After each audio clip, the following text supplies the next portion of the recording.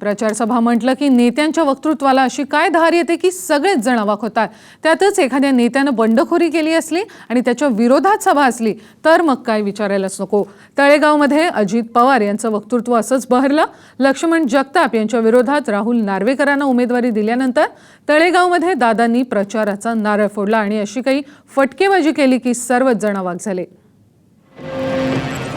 पिंपरी चिंचवडमधल्या अनेक पदाधिकाऱ्यांची जाहीर नावं घेत अजित पवारांनी तळेगावच्या सभेत कार्यकर्त्यांना त्यांच्या खास शैलीत असा दम दिला।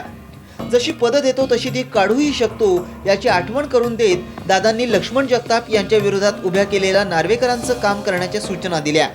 मी अनेकांना आमदार केलंय, अनेकांना महापौर केलंय, गेले एक अपवाद वगळता योगेश बहल मी खूप जणांना स्टँडिंग कमिटीचा चेअरमन केलेला आहे। मंगला तुला मी पक्ष नेता केलेला आहे। पठाणबाई तुम्हाला मी स्टँडिंगचं चेअरमन केले। किती जणांची नावं घेऊ?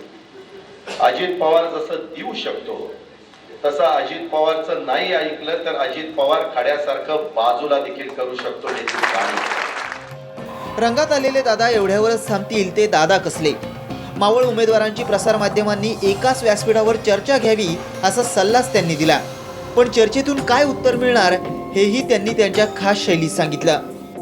शेवटच्या 4 दिवसात नाही ना आता नाही, आजपासून शेवटपर्यंत एकच निरोप घड्याळ आणि घड्याळाचं शेजारचं बटन दाबायचं। काही जण काही कांड्या पिकवतात, काही अफवा पिकवतात आणि त्या ठिकाणी दादा म्हणायला तसं बोलले असला अजिबात चालणार नाही। यावेळी माझ्यात आणि माझ्या चुलत्यात खूप फरक आहे हेही अजितदादांनी ठासून सांगितलं।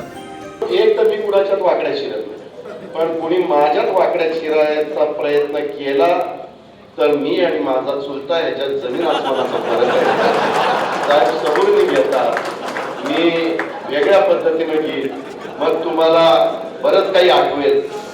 अजित पवारांनी दम देऊन कार्यकर्त्यांना ताळ्यावर आणण्याचं काम केलं असलं तरी प्रत्यक्षात त्यांचा हा दम किती प्रभावशाली ठरतो हे निवडणुकीनंतरच स्पष्ट होईल।